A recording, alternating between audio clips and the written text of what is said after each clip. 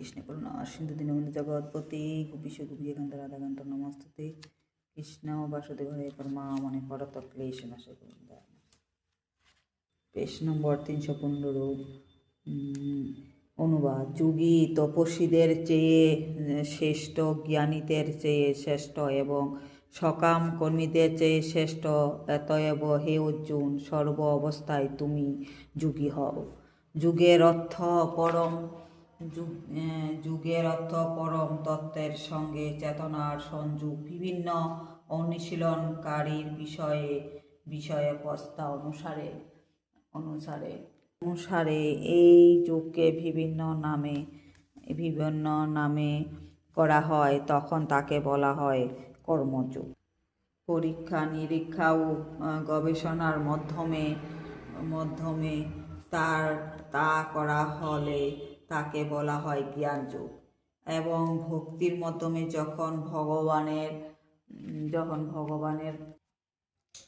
ভগবানের সঙ্গে সংযোগ স্থাপনের চেষ্টা করা হয়, তখন তাকে বলা হয় ভক্তিযোগ। সমস্ত যুগের চরম পরিণতি বা পরম পূর্ণতা হচ্ছে ভক্তিযোগ বা কৃষ্ণ ভাবনা। সেই কথা পরবর্তী শুক্লে বর্ণনা করা হয়েছে।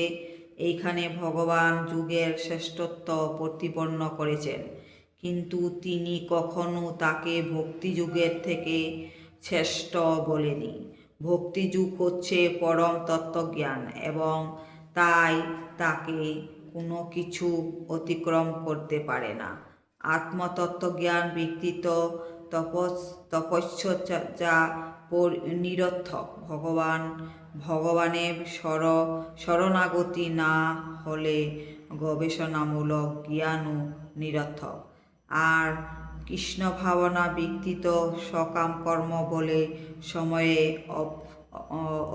অপচয় মাত্র। তাই সমস্ত যুগের মধ্যে এইখানে ভক্তি যুগকে শ্রেষ্ঠ বলে উল্লেখ করা হয়েছে।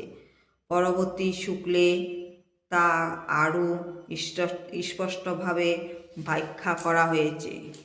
রাধে রাধে। কৃষ্ণ কৃষ্ণ হরে কৃষ্ণ কৃষ্ণ কৃষ্ণ হরে হরে, হরে রাম রাম রাম হরে হরে। হে কৃষ্ণ করুণা সিন্ধু দীনবন্ধু জগৎপতে গোপীশ গোপিকাকান্ত রাধাকান্ত নমস্তুতে কৃষ্ণ বাসুদেব হরে পরমামণি পরত ক্লেশ নাশায় গোবিন্দায় নমস্তুতে। রাধে রাধে। জগতে সবাই ভালো থাক। কৃষ্ণ।